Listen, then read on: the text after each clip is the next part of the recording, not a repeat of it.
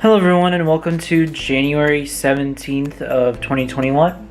It is Sunday. Typically I'd be complaining about going to work tomorrow, but don't have to do that tonight because I have MLK Day off. So that's pretty great here. Honestly, I am extremely tired tonight because I put my first offer in for a house. Not going to go over specifics because, details, and I like to keep my information secret from you guys. Because of circumstances, I don't think it's going to go through, but I really wanted to put it in anyway, because it is a nice home, and I wanted the experience of putting an offer in anyway. But if I do get it, then I will be happy, because it is a nice house here, and hopefully it does go through, so we'll just have to wait and see. I gave them 24 hours to reply back. But other than that, I was supposed to hang out with Adam tonight, but he has gotten an injury, and we can't hang out because he's kind of sick with it, so I'm just wishing him well here. Good luck, buddy, on your injury, and hope it heals. So what I'm going to do instead is, remember that top 5 video I made yesterday? Well, why not start off with that tonight and do one of my top 5 food items that I want to make. So what I'm going to do is I'm going to make the cheesy ham chowder, and I'll make a video on it, and it'll give me a chance to use my Blue Yeti some more. I love my Blue Yeti. There's a few things I want to get for it that'll make my voice quality even sound that much better, but I am happy for the purchase there. So, yeah, other than that, let's go ahead and get this whole thing started. Let's make some chowder. Hello everyone, this is Post Commentary Kevin with a new recipe. For today, we're going to be making cheesy ham chowder.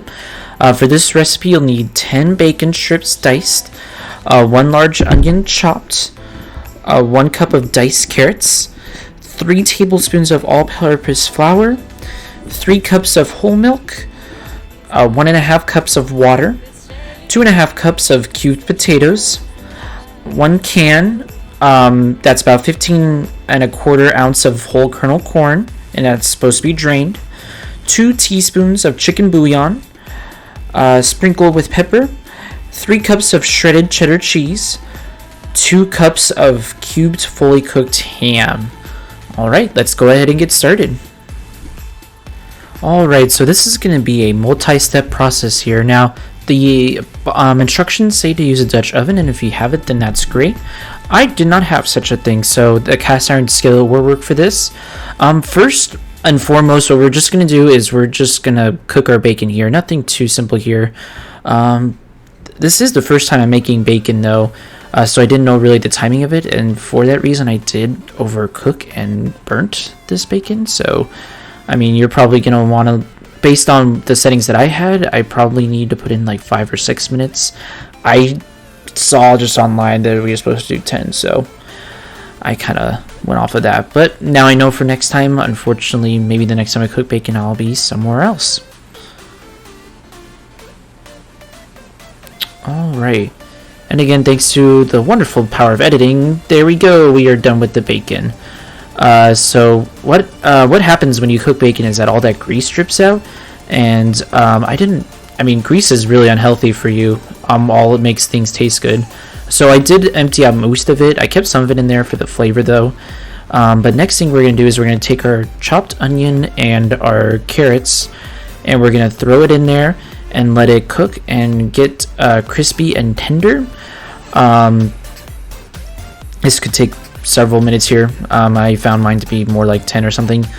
The way that I kind of gauged this was by looking at the onion. The onion was crisp and tender when it became totally clear and brown, so that was my indicator here. I didn't use really the carrots at all.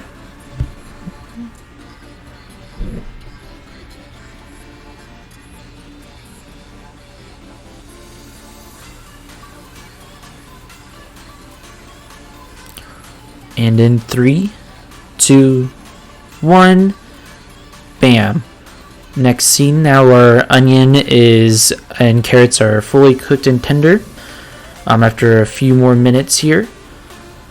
So now what we're going to do, we're going to put in our flour, and we're going to stir it in until it's blended.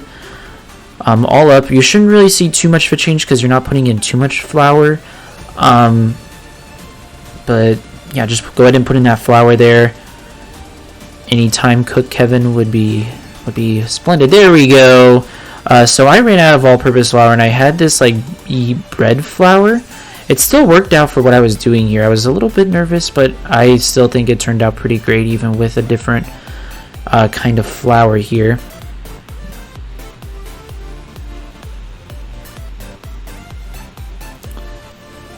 All right.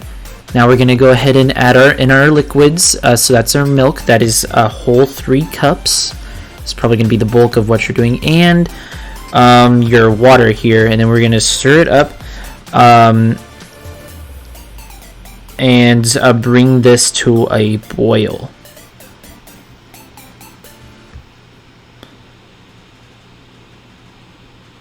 Which is why I cranked up the heat so much. I'm so impatient.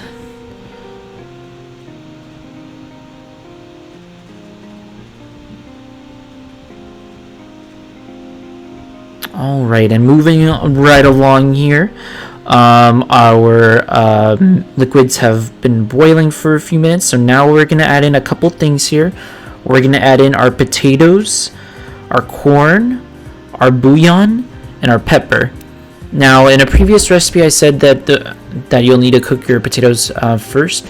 This is not true with this recipe because our liquids have already been boiling and it's super hot already. So we're going to let the boiled liquids heat up our potatoes here, and it's going to go ahead and cook it here for us. So nothing to worry about here. You just need to go ahead and cut your potatoes if it's not already sliced and diced already.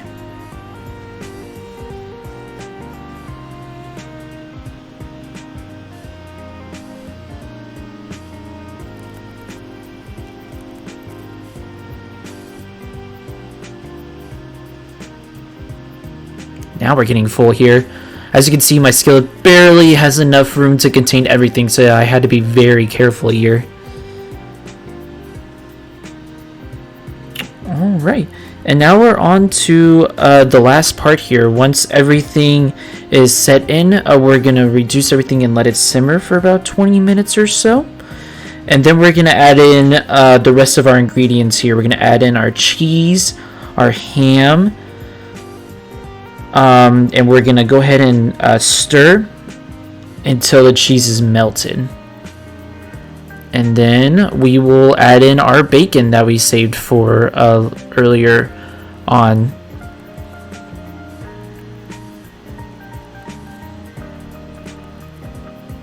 Oh, it already looks good, doesn't it?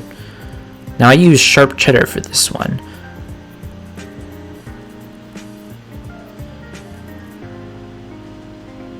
Can never have too much cheese, just saying.